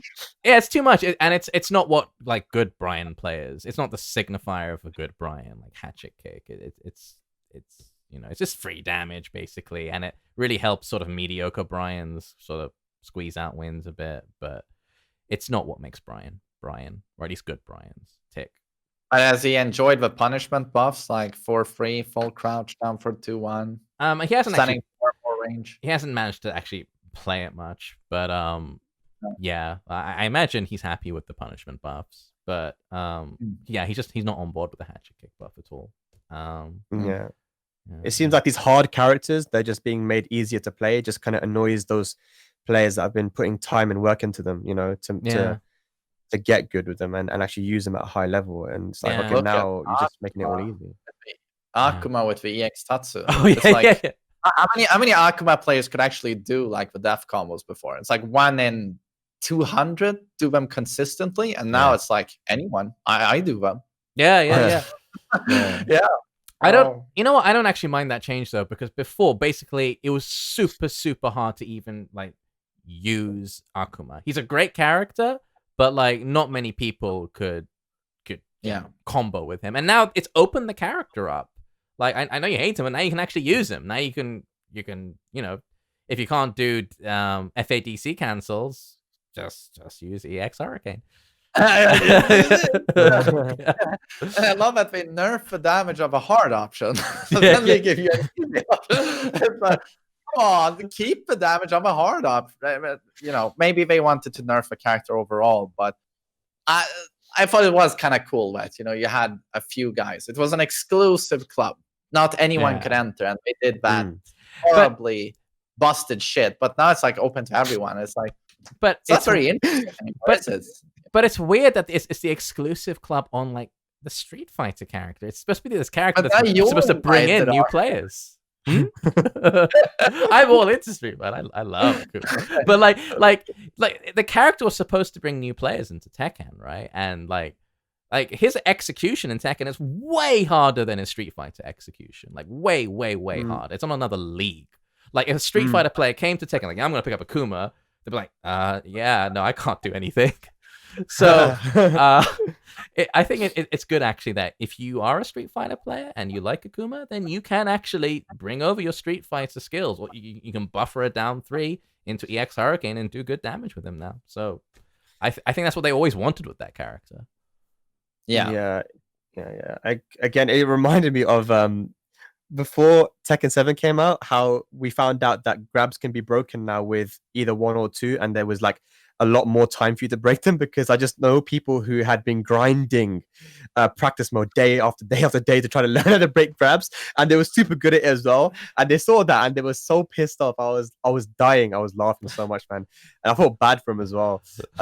So it's like, I don't know. It goes back to what we were saying before. Like, you know, when a character has an identity, whether it is that they take a lot of practice and execution and this kind of stuff, you know, although you might think that giving them an easier option would make them happy, what it actually does, it just makes them more upset. Like, now this hard work I've put in, it's all for nothing, and now anyone can just do it, and that character loses that identity as a high execution character. And let's say that if Brian got given some of Leroy's shit, and then all of a sudden now, you know, you see a Brian play and you think, instead of thinking, oh wow, he's going to use Brian, it's that high execution character, you just think, oh look, it's Brian, that dumb brain dead character, you know? Yeah, and that's not really I think that goes both ways though. Like I'm still unhappy about having to do that counter hit down 4-2 combo with Steve, because like I've played Steve, like I've been a Steve main for like 10 years now, like over a decade, and one of the reasons I picked him up is because he is a character who has a level of execution I am comfortable with. If I wanted a high execution character, I'd pick a Mishima, I'd pick Brian, but Steve had some hard stuff, but it wasn't absolutely necessary, and I could run my game plan with him. Now with Steve, it's like, you have to do, this incredibly hard combo, this incredibly hard conversion to combo off of his most important mid. And I just feel like I didn't sign up for this, Bandai Namco. And so every time I practice it now, I also feel like, is this going to be removed in Tekken 8? Am I just wasting my time grinding this out? I kind of feel like it kind of feels like the kind of thing that might be removed. So, I think it's important to manage player expectations and stay consistent with the level of execution that you're demanding of players for a character. Same with Kazumi. Like the new running 1, I think you have easier combos actually, but I think running 2 might be the best option after it. But like, she's not meant to be a high execution character. But I think you have back 4 as well, which does the same damage. But like running 1 makes you have to think about doing a jab. It adds it, like you have to like tap back before you do a jab now, and that's not what people signed up to do with Kazumi. No, Yeah. It's annoying. No. She's just that fundamental character. She's quite easy to use, and I think if she's great to learn the game with, because there's always an option that she has to deal with what your opponent's doing, and she has very fundamental tools like a down for 1, jab, magic 4. They nerfed the magic 4 as well. Again, don't give a shit. Just change the running 1. Like, you know, they made the damage worse on it, but I don't. Yeah, whatever, man. Yeah. Actually, regarding Steve, I don't think he should be able to combo off his counter hit down 4-2 at all.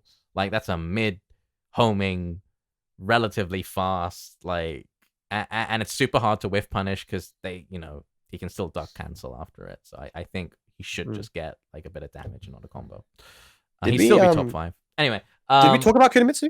Yeah, we should talk about Kunimitwo. I think that's the best topic to go on to next. Guys, what are your thoughts on Kunimitwo, Spagimitsu. What are your thoughts? Spagimitsu, yeah. I've been playing her a lot. Yeah, me too. And me too. I feel like she is a character which requires a lot of creativity.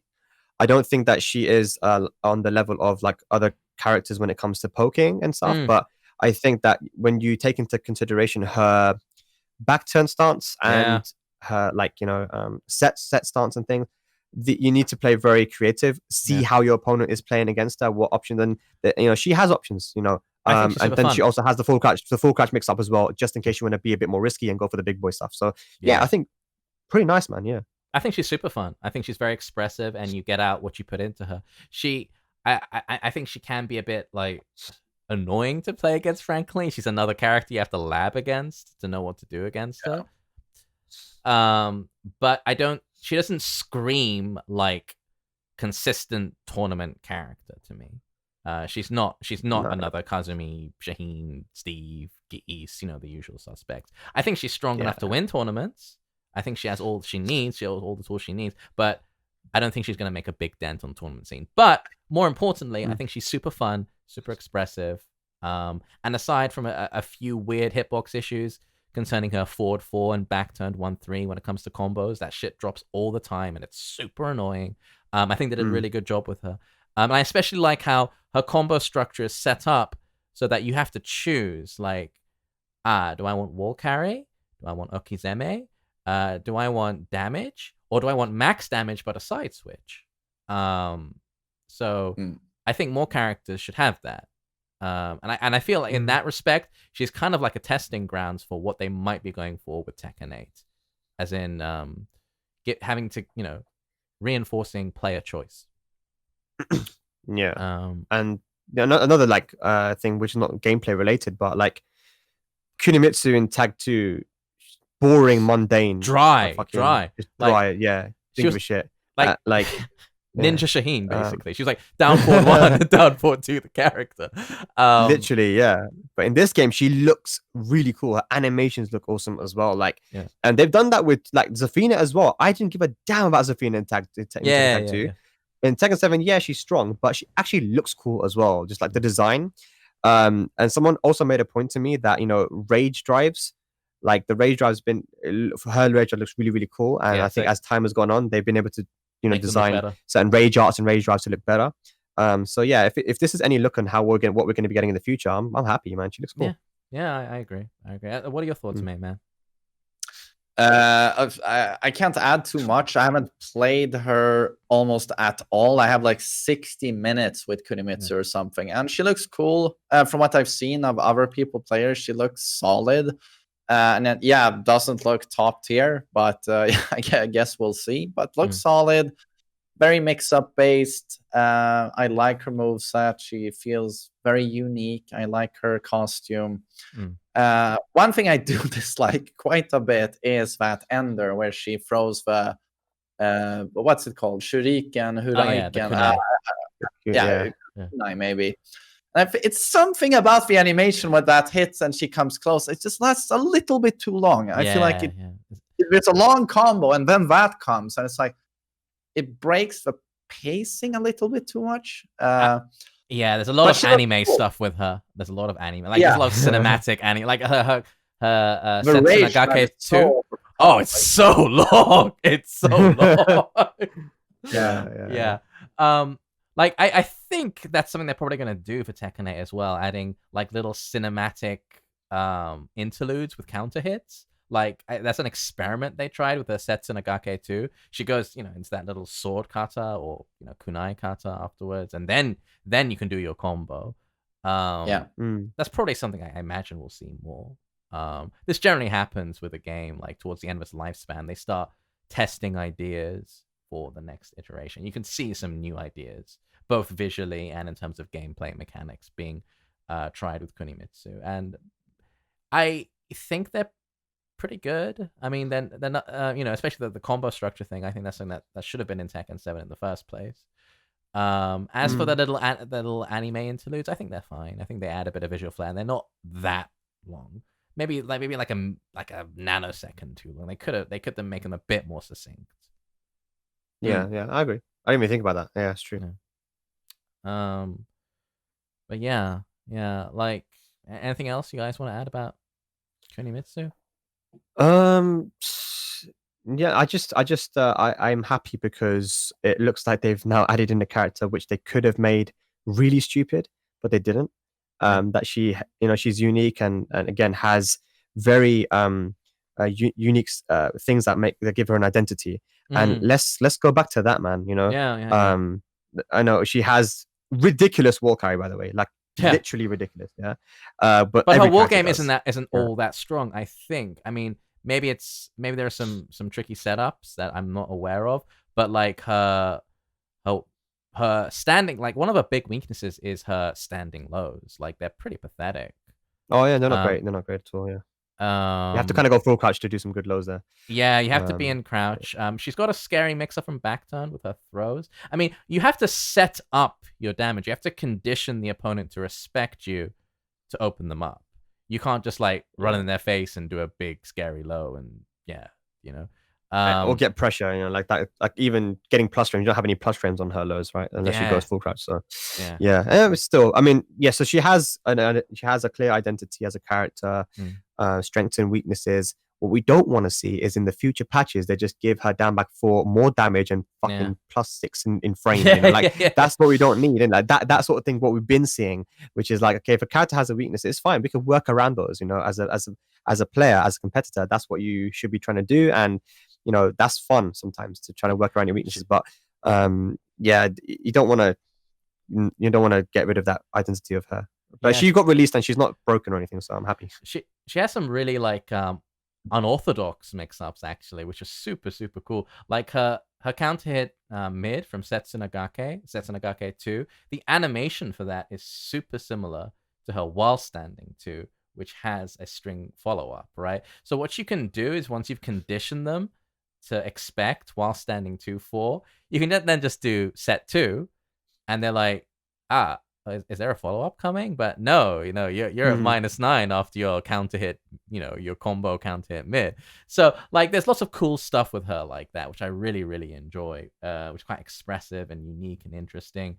Something that really stands out about her is both her backwards and forwards movement. I mean, her backdash is amazing. And her forward movement is also amazing. So she can nip in and out of the opponent's range. When it comes to her backdash, though, it's fast, but it's not evasive like Zafina's, because she has a very wide stance. So like with Zafina, like you can backdash, and with Elisa as well, you can backdash out of a lot of pressure situations that other characters can't, which is one of the main reasons her characters are so good. Kunimitwo can't do that, basically. In terms of evasion, her backdash is just pretty much like everyone else's. Her sidestep's rather average too, but the speed on it, like she can create space and close space very quickly, which gives her a very unique flavor. I really like that. Yeah, that's definitely really cool. She can use set stance, hold back to stop running. You can hold down to go into full crouch, so you can access your full crouch mix up that way. And backdash movement is really good too. Yeah, so I mean, solid character, man. Fun character. Fun. Yeah. So like on the season 4 topic list, I guess there's this one last question really, and then we're gonna kind of close out the podcast. Is this it for Tekken 7? Do you think? What would you like to see regarding the new character? Like, it seems like there's one more character to round it off to 50. And would you like to see a season 5, or just move on to new pastures? I'll let Mainman talk first because he hasn't spoken for a while. We babbled on. I'm probably gonna have to say move on. Tekken 7 is great, but with 4 seasons and with all of the changes they've done, I feel like they've done pretty much all of they can with the system, and I'd love to see a new system rather than a new iteration of what I see as Tekken 5, basically. Just, some alterations, some significant alterations, but no, I'm very, very ready to do something very different, and with maybe 25 to 30 characters again, and change things up a little bit. Interactive stages with obstacles, do something massive.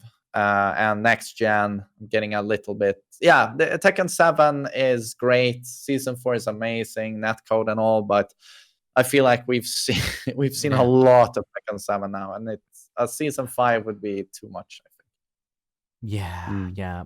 And considering how it kind of seemed like with some characters, they were kind of like, what do we do with this character when it came to balancing changes? Like, I think the biggest one had to be like Shaheen. His new move is just like, why would I ever use this? Why would I It ever? looks so cool. Have you seen the animation? But it's just his side throw. It's literally just his side throw repurposed into a hit throw. It does look cool though. It is his side throw. Yeah, just do it. I was seeing that for the first time. I thought it was, what an amazing animation they made. So they recycled. They did. There's a lot of recycled animations. I was like, look, they care. Yeah, there's quite a few recycled. Like, I think the coolest new animation has to be King's Hogan like sit. Cool. Yeah, it's cool. He basically got Hulk Hogan's signature move, which is like great. Now he has like the rock bottom, and he has the Stone Cold Stunner. He has everything, so it's awesome. Oh, yeah, you know, King players are gonna lose their shit over that as well. You know, oh my god, you know, they get hype. Yeah. That's what the character's all about, though. So it's great. Yeah, absolutely. But Spag, do you want to season 5 and 6 or? Oh man, you know, it's tough because I mean, first of all, short answer, no. I would like to see a new game. I loved the pre-release hype with Tekken 7. That whole thing was so cool. The excitement and everything. I want that, especially after this year. It's been a shit year, man, for everyone. And it would be nice to have that excitement and just, you know, being able to get hyped for a new game. And like you mentioned, I mean, basically everything you said, I agree with it. Like, you know, they've done a lot with this game, and we should be very happy as a community where we are at the moment with Tekken 7. Because in Tekken Tag 2, there were times where we didn't even know if we'd make it onto the main stage at Evo. And now we're here with a much bigger community, with hype around the game. You know, some could say, you know, the best fighting game currently, you know, and it's done a lot. It's been a good run. Yeah. But yeah, no, I would love to see a new game, not because Tekken 7 is bad or anything, but it's just been a while, you know. And think about it, if you're Korean or Japanese, I mean, they've had it for longer than we have. They've had an extra 2 years. I wonder how they're feeling. 2015, like May 2015. It's coming on to like. Yeah, so I know Nee was saying that he wants. he tweets all the time. No more, just Tekken 8.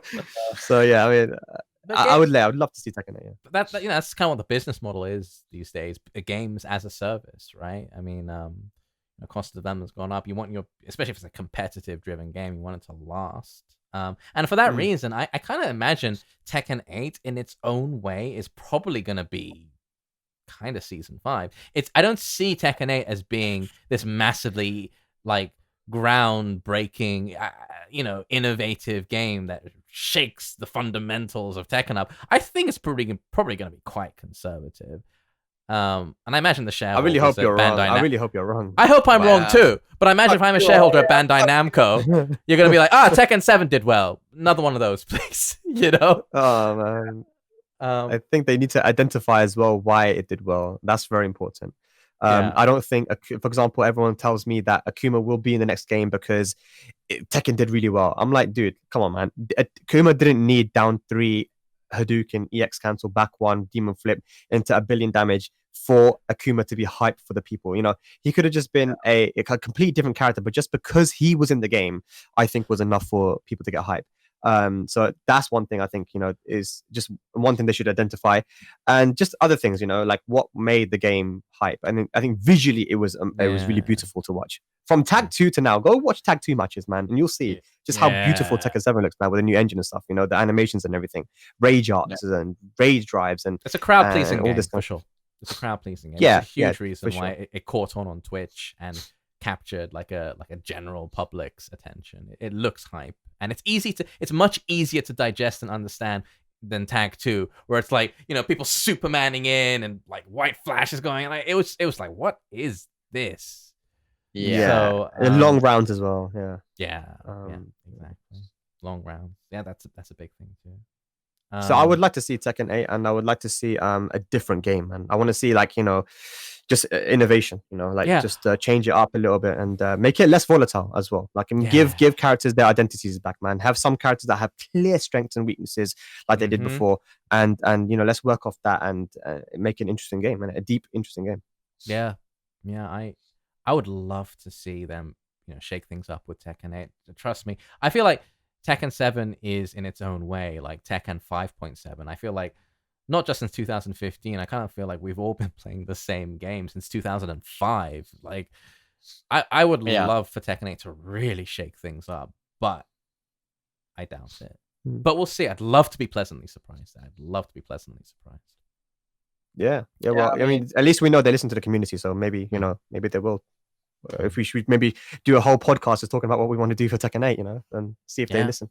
Yeah, I mean that's definitely. Yeah, I mean we'd love innovation, but Tag 2, big financial failure, 1.5 million sales, by all accounts, disastrous. And then you have Harada and Murray pleading with the board of directors at Bandai Namco, please let us attempt Tekken 7. And we know they got a lot of flack for Tag 2. Eventually, they get to make Tekken 7, and we can tell with a very limited budget. There's very little content, and they recycled like crazy. And a lot of facial animations that were in Tekken 4 and 5 are gone. They didn't even translate those properly into Unreal Engine. So a lot of assets are missing as well.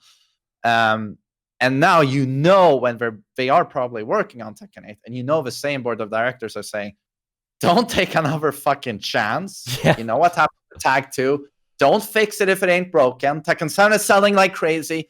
Do this, but do it next gen. Yeah. They probably have a fucking gun to Harada's head, is what I'm guessing. But I would love innovation, but the odds of getting innovation are probably like 0. Yeah, but it's Tekken 7 was kind of lightning in a bottle, and I think there are many different factors as to why it was so successful, both in and out of the game. Though, it's like identifying that's the hard part. That's the thing that they need to do, if they can do it at all, is because it's such a different game to Tag 2.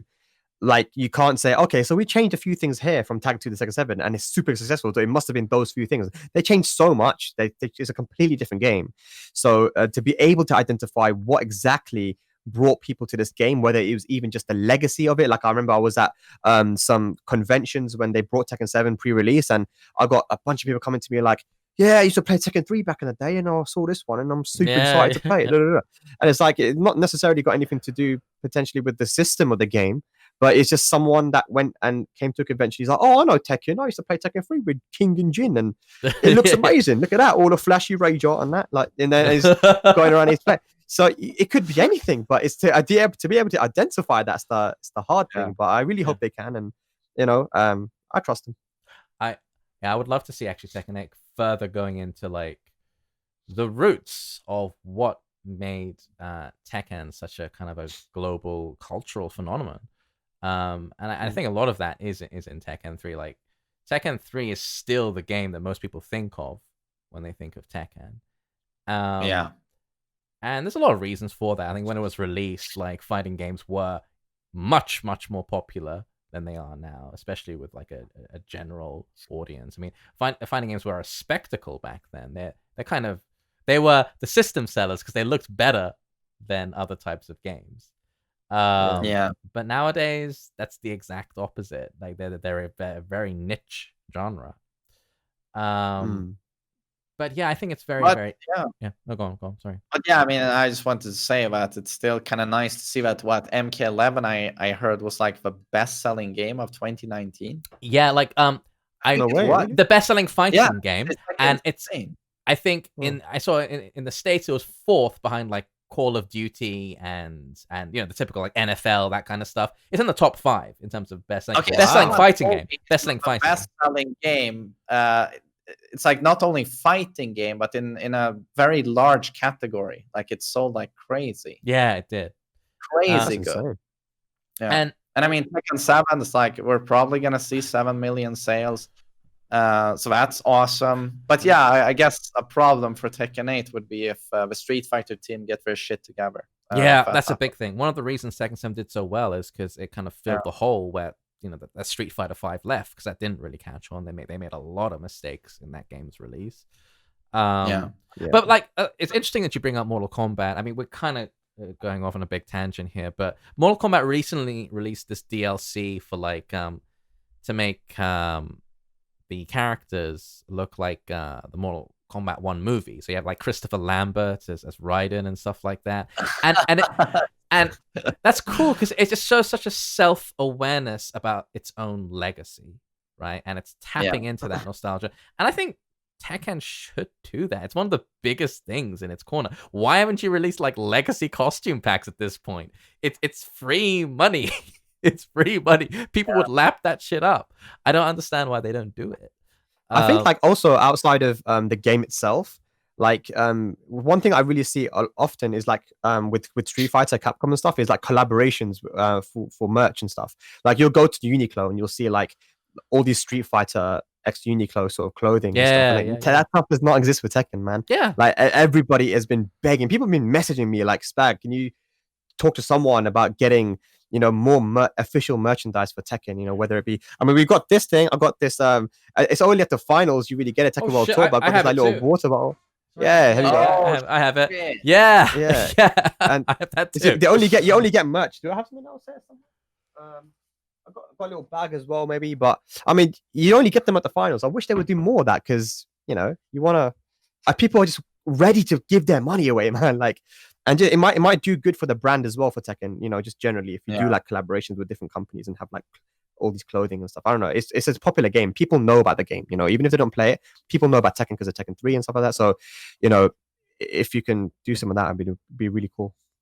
When it comes to merch, I kind of want to give a shout out to there's this guy called Ken's Builds, and he does incredible like streetwear that are inspired by Tekken. I just want to give a shout out because his stuff's amazing and it's completely like undervalued. People don't know about it, so I'll probably drop a link. I'll probably drop a link in the YouTube when I put this up.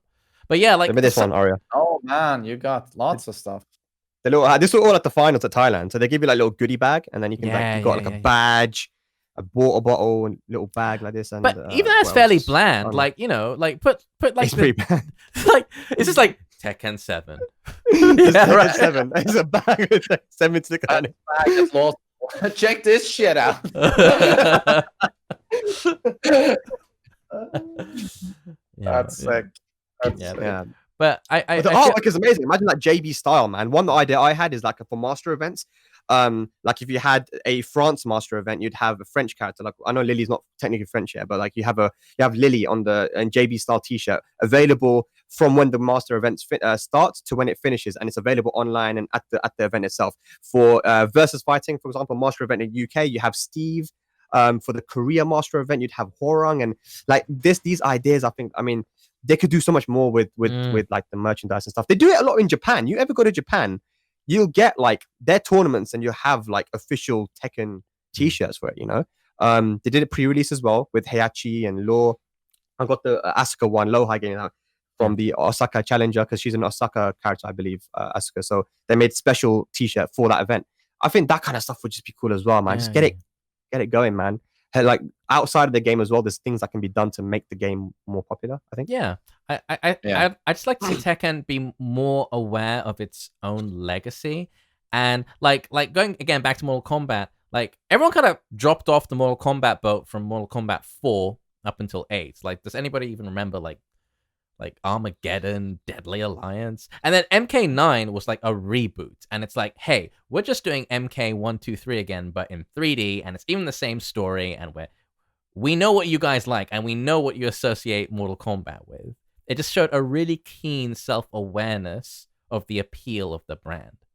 And I kind of feel like Tekken has sort of drifted away from that in some recent iterations. I think Tekken 7 kind of claimed that back a bit, and that's one of the key reasons that it caught on so well. But they could go even further in that direction for Tekken 8. And I'd like to see that. Yeah.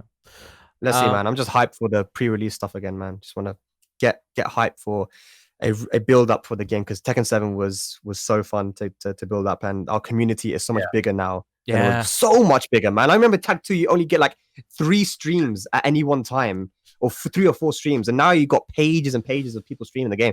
Like, we're in a good position, man. And I hope that we don't go the route of Street Fighter, because we are basically experiencing our Street Fighter 4. I guess you can say. Yeah, for sure. And we don't want to Street Fighter 5 it. Please don't do a Street Fighter 5. Please don't. Yeah. Yeah. All right. Guys, say anything you want to bring up regarding season 4 or anything, or shout outs, or just, yeah. While we round things up. I just want to give a shout out to Bandai Namco Entertainment once again for the amazing netcode, because I can't wait now to do more exhibitions and stuff.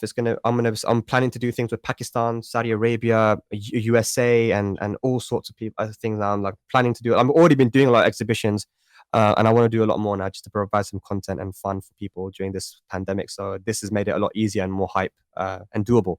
So yeah, thank you for the hard work there for season 4. Absolutely. Yeah. Again, can just only state myself, like, great job with season 4, and it was also very nice to see the community be kind of wholesome. Maybe I will use that word. Things are in a much better place. Overwhelmingly positive, and it's been so long since I've seen the community actually step up and only have like good things to say about something they release. So, yeah, I guess it's just praise from all directions. So great job. And yeah, pleasure to talk to you guys.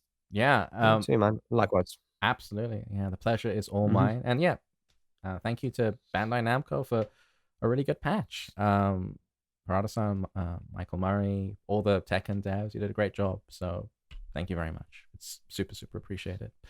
And chat, thank you very much for tuning in. That was Wavedash 21. I hope you enjoyed it. An absolute pleasure, guys. Take care. Pleasure, everyone. Take care, man. Bye-bye.